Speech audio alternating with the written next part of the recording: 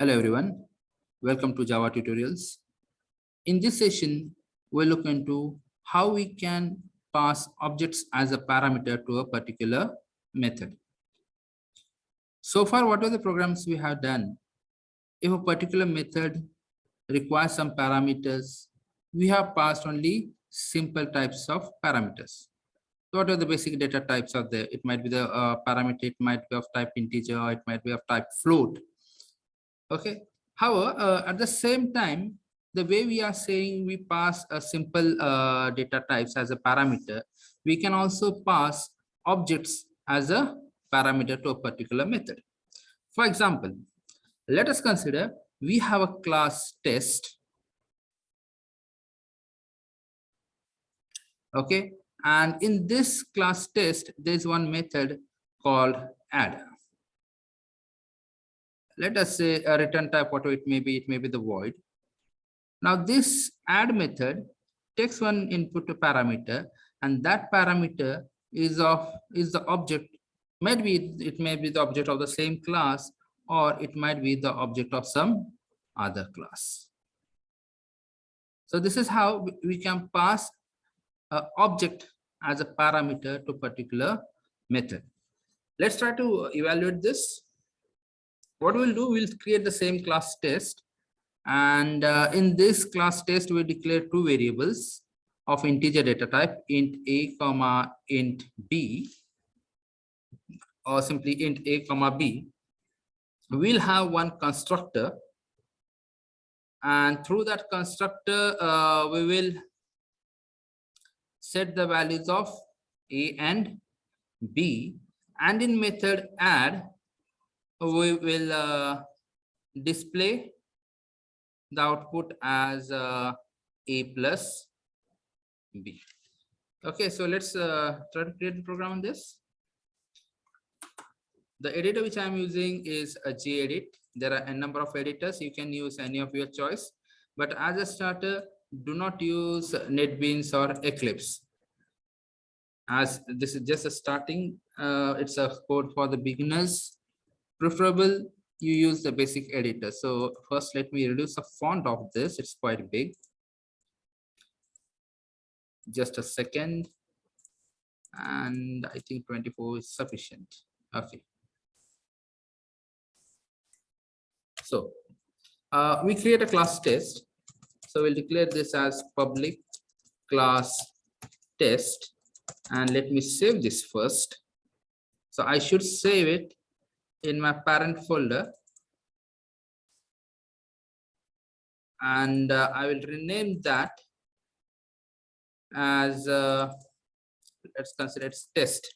So I'll save this as test.java.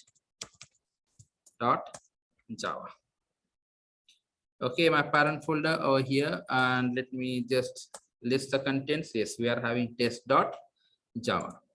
So we'll have integer variables a and b and one constructor. Through constructor, we are gonna to set those values.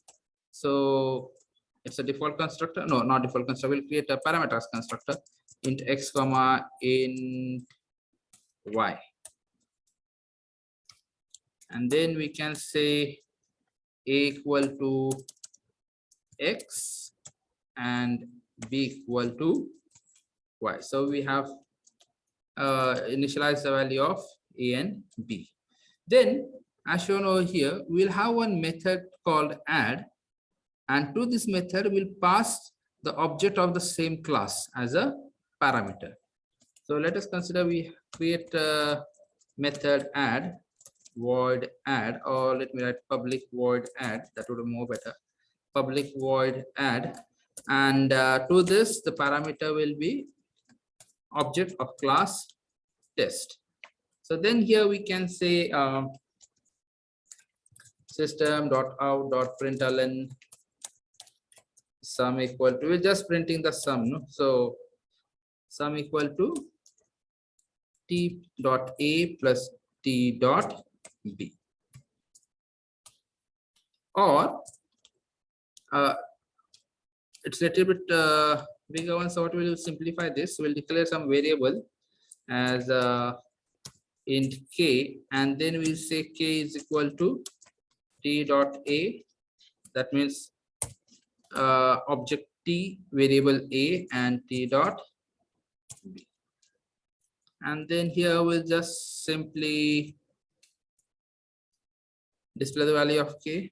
Finally, we'll have main method. We'll declare main method as a standard main method, public static void main string array args.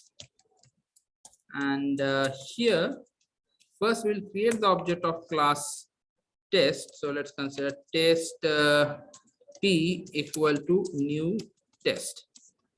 Now I cannot have a default constructor over here. If I have a keep it as a default constructor, it will give an error because we have overloaded the constructor, and that constructor requires some two values. So we'll pass 10, 20, and then we'll call upon method. Okay, object is p and method is add. So now let's compile this. Java C, and name of your file is test.java. If an error, it will display. Okay. Method p add in the class test. P dot. Okay, yeah. Here's the error because method is add and it requires an object called. This method add requires a parameter, so we'll pass same parameter itself. Why to create another parameter? Now let's save it. Yeah, it's already saved, and now let's recompile this. Yeah, it worked. Now let's execute this. So Java test, and look, we get the output.